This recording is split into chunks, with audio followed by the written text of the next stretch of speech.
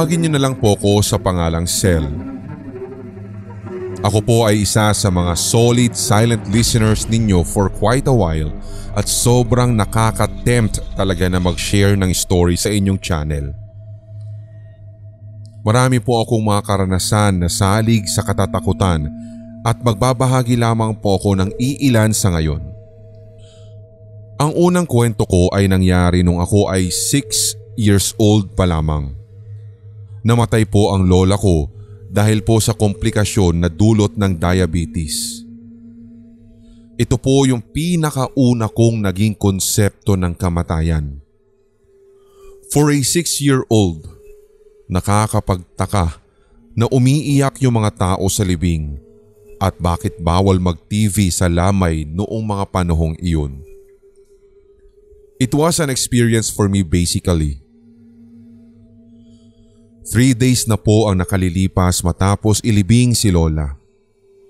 Nagchichill lang po ako kasama ng mami ko sa sofa.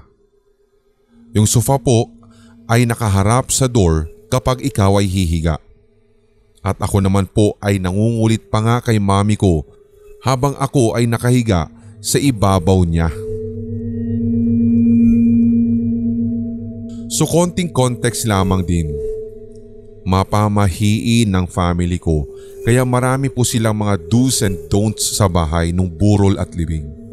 Ito po yung napagkwentuhan at naririnig ko kay mami nung kami ay nagchichill sa sofa.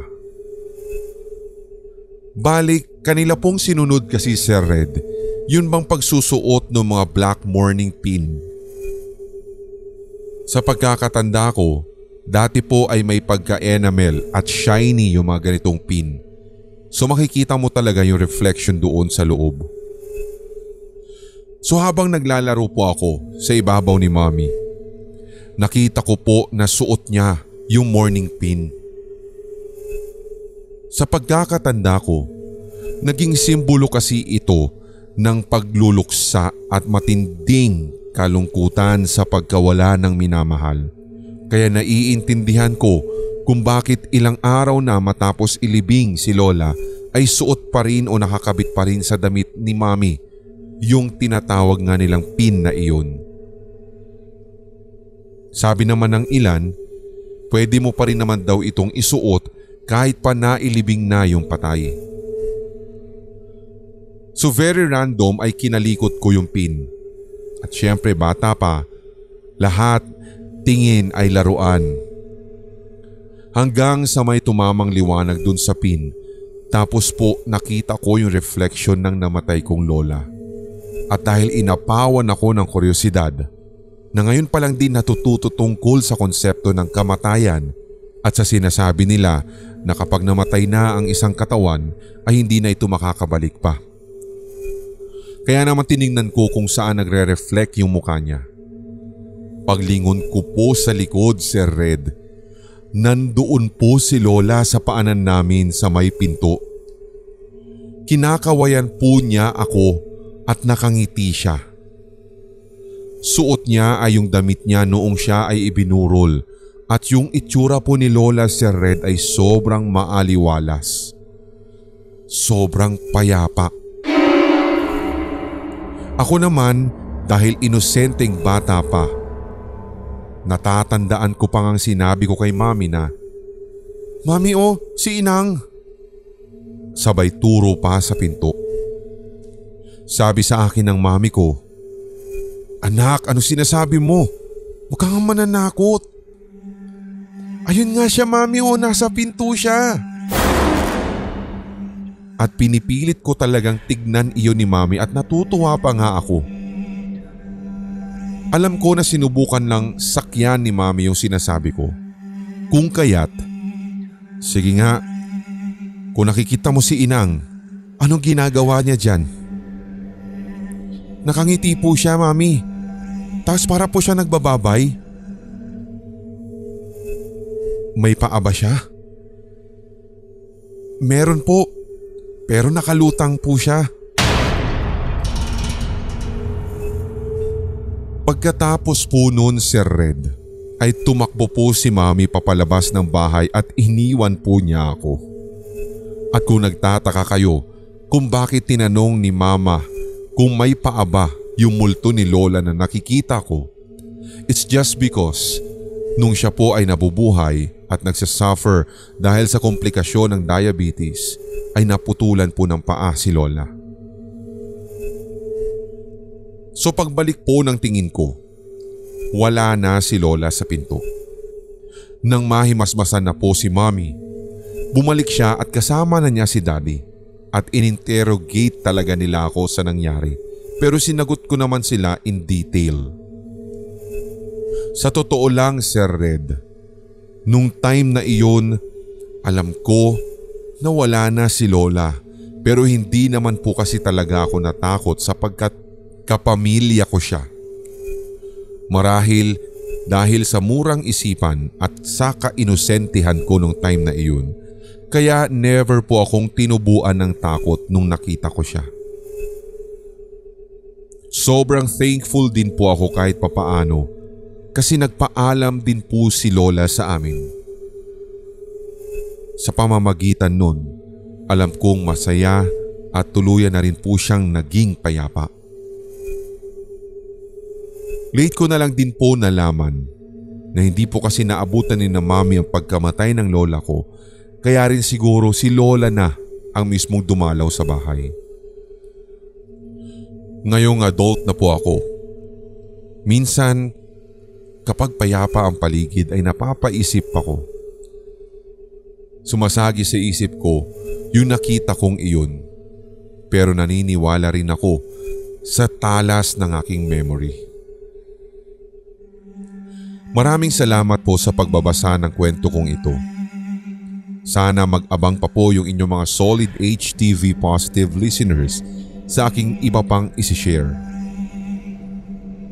Masasabi ko namang ito po ay isang ghost or horror story of farewell, so baka hindi lahat ay ma-entertain. Pero isa po ito sa mga story na masasabi kong example kung gaano ka-prone ang mga bata sa mga various entities. At swerte ko lamang din, Sir Red, na kapamilya ko ang unang multo na naengkwentro ko.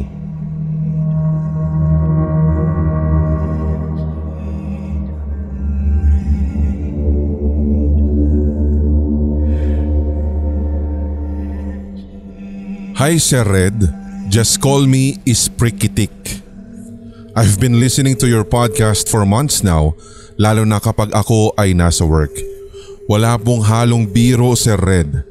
Halos lahat po ng mga episodes ninyo ay napanood o kaya naman ay napakinggan ko na. Sabi ko pa nga, kapag natapos ko talaga pati ang mga mahahabang series ninyo ay magre-resign na ako sa work, pero joke lang. Anyway, lahat ng isasalaysay ko po sa inyo ay 100% true and original, wala pong dagdag o bawas. Umpisahan natin sa aming lumang bahay. 1970s po nang ipinatayo ng lolo ko ang bahay namin. Ang kwento, dati daw pong infirmary ng mga sundalo ang kinatatayuan ng bahay namin ngayon. Base sa mga salaysay ng aking tatay at kanyang mga kapatid, madalas nga daw po ay nakakahukay noon ng mga lumang helmet at mga botelya ng gamot sa aming bakuran. Dahil na din sa nakaraan ng kinatatayuan ng aming tahanan, may mga ilang hindi maipaliwanag na karanasan ang mga nakatira dito. Katulad na lamang po ng naranasan ko. Nakitulog ako noon sa kwarto ng kapatid ko. Maliit lamang ang kwarto niya na may 2 bintana. Isang gabi, nakapatay ang ilaw at sarado ang pinto. Tulog na ang kapatid ko sa kanyang higaan, habang ako ay nakahiga na sa nilatag kong foam. Nasa kaliwa ko ang higaan niya, habang ang pinto ay nasa kanan. Nasa paanan namin ang cabinet na nakatakip sa bintana at kitang-kita ko ang bawat gamit sa kwarto dahil siguro naka-adjust na rin ang mga mata ko sa kadiliman. Hanggang sa eto't dinalaw na ako ng antok. Humarap ako sa gawing kanan, pero bago ko ipikit ang aking mga mata, may isang bagay po akong napansin sa gawing pinto. Hindi ko pumawari ang pinaka-eksakto niyang itsura, pero may itim na itim po na parang bola ang umatake sa mukha ko. Hindi naman po ito tumama talaga dahil agad akong humarap sa higaan ng kapatid ko at alam kong hindi iyon solido. Para po talaga siyang gas. Napatakip talaga ako ng unan habang nanginginig ang aking mga kalamnan. Nagising ang kapatid ko noon lalo kung ano daw ang nangyari sa akin pero hindi na ako nakapagsalita. Ikwento ko na lang ito sa kanila kinabukasan pero hindi nila ako pinaniwalaan. Isang palaisipan pa rin sa akin kung ano ang bagay na yun. Doon ko unang naranasan yung akala ko ay sa mga horror movies ko lamang napapanood.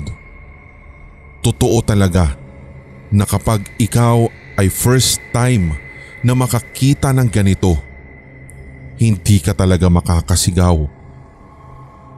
Maiiyak ka na lamang dahil sa hilakbot. Ang susunod naman pong karanasan ay nang makitulog sa amin ang ex-boyfriend ko.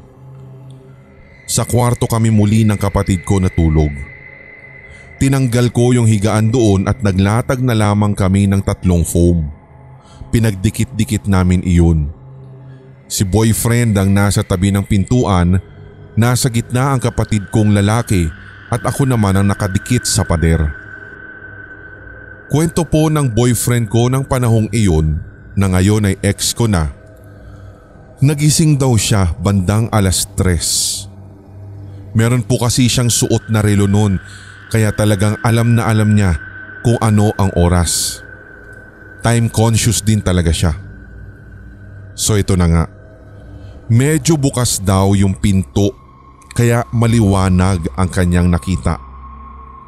Nakita daw niya ang kapatid ko na nakayakap sa akin at sa isip nga daw po niya ay ang sweet naman naming magkapatid. Kaya bumalik din siya agad sa pagkakahiga. And then afterwards, natulog. Wala pa nga daw pong ilang minuto yun, ako naman ang nagising. Nakita ko na wala na sa tabi ko ang kapatid ko kaya lumabas ako at nakita ko siya at ang lola ko na nagkikwentuhan sa salas. Sinulyapan ko ang oras at 4:00 pa lang ng madaling araw. Napagpasyahan ko ulit na bumalik sa higaan at muling matulog. Lumipas ang 1 oras. Nagising ako at ang boyfriend ko. Pumasok na din sa kwarto ang kapatid at ang lola ko kaya nag-umpisa ang kwentuhan. Nang makita niya yung kapatid ko, pinuna niya. Sinabi niyang nakita daw niya siya kanina na nakayakap sa akin. Kumunot ang noo ng kapatid ko.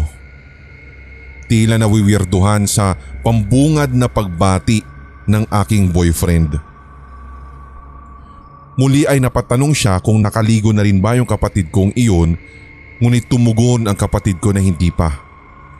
Hanggang sa sinabi niya, "Bakit kanina puti yung suot mo?" Doon ako nagtaka. Wala namang nakaputi sa amin ng gabing iyon. Nakapula ang kapatid ko. Ako ay nakaitim at makulay naman ang damit ng ex ko. Isa pa, wala po kaming kulay puting kumot dahil mahirap maglaba at ang mga una naman namin ay nakabalot sa dark color na punda. Sabi ng lola ko, posible na namamalikmata lamang ang ex ko noon. Marahil ay malabo ang mata pero naisip ko naman na maaaring totoo na malabo ang mata niya. Pero sa aking pagkakakilala sa kanya, hindi naman siya colorblind. Isa pa sa mga naranasan ko ay nang minsang magising din ako ng alas 5 na madaling araw. Ganun po talaga ang nagiging usual na pagbangon ko dahil may pasok pa. Sumabilis akong pumunta sa banyo para maligo. Nagbabawas pa nga ako noon nang saglit ay mapatigil ako dahil talagang may nadinig akong sumisipol. Parang nagtotono siya ng isang melodiya o kanta. Hindi rin ito basta-bastang sutsot o pasweet. Mahabang pagsipol at sa tansya ko'y tumagal ng 10 segundo. Mabilis akong nagbuhos at naligo. Matapos maligo ay doon ko naisip ang lahat. Imposibleng kapitbahay namin iyon. Magkakalayo ang mga bahay ng mga tao sa amin. Ang pinakamalapit ay yung ginagawa pa lamang ng panahong yun. Kung sakaling construction worker naman yun, hindi naman siguro sila papasok ng alas 5 na madaling araw. At ang mga kasama namin sa bahay, nakatitiyak akong tulog pa ang lahat. Nang mabanggit ko iyon kay Lola, muli ay hindi na naman ito bumenta sa kanya. Sabi niya, guni-guni ko lamang daw ang lahat. Ang pinakahuling natatandaan kong experience namin sa bahay ay nang minsang nagbabasa ako sa kwarto ng lola ko. Kaharap ko ang coffee table at may nakapatong na mug doon na ginamit ko. So habang nagbabasa, ewan ko ba't bigla pong pumasok sa isipan ko. Agad ay naramdaman ko na hindi ako nag-iisa sa kwarto. Pero hindi ko alam kung dahil gabi at lumalawak lamang ang imahinasyon ko. Pero ang mas nakapagpatindig ng balahibo sa akin ay yung kusa pong paggalaw ng mug. Gumalaw talaga siya, Sir Red, ng 2 sentimetro papunta sa kaliwa. Nagpanik talaga ako noon at nagmadaling lumabas ng kwarto. Sinabi ko muli kay Lola ang nangyari pero hindi na naman siya naniwala. Baka daw basa yung mug at dumulas lang sa table. Kahoy yung coffee table at hindi rin po basa yung ilalim ng mug. Tsaka lagpas kalahati pa ang laman nun. Kaya hanggang sa ngayon, nananatili po itong misteryo para sa akin.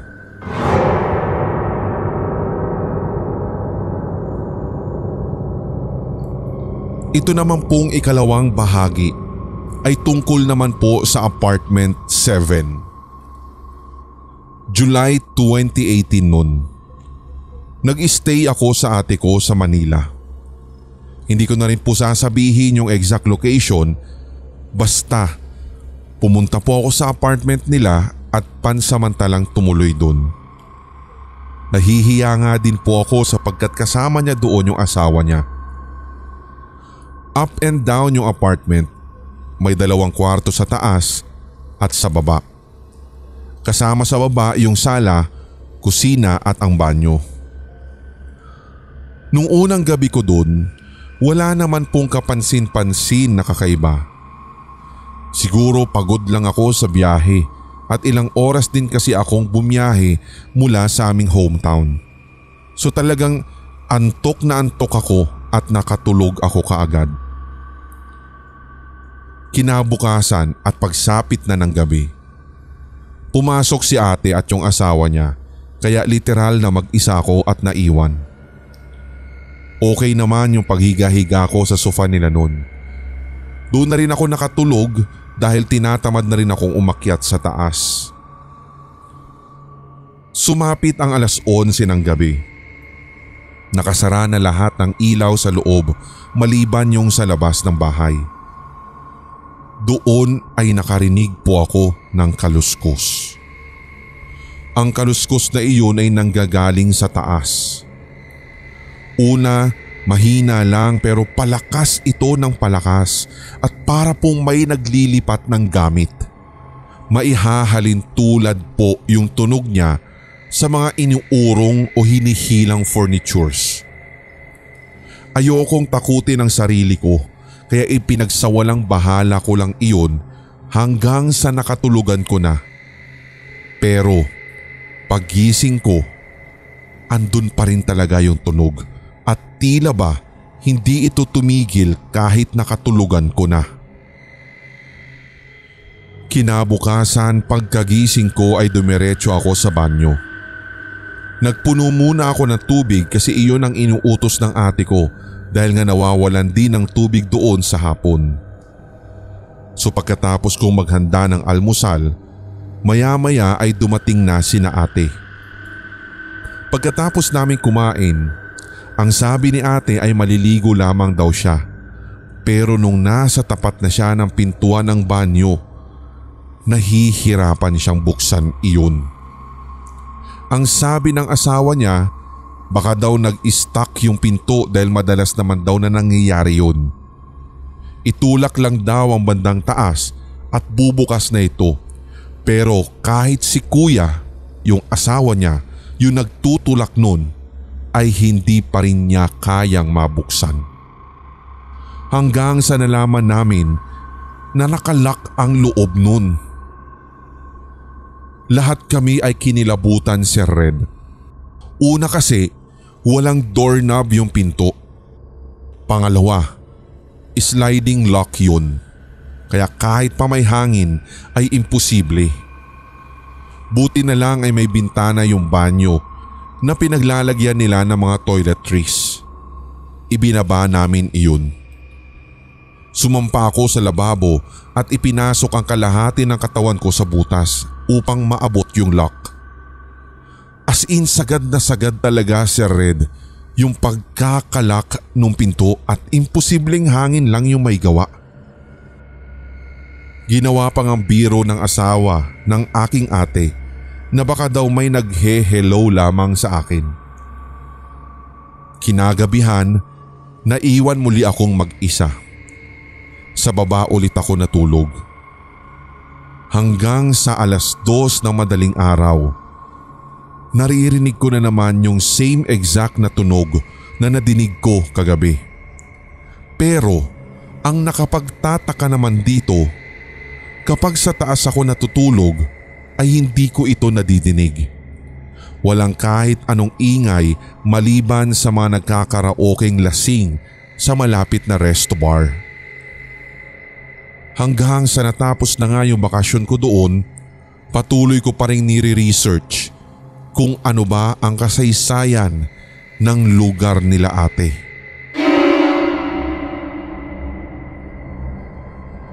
Ang ikatlong bahagi at pinakahuli ay tungkol naman sa aming pagpunta sa Sagada.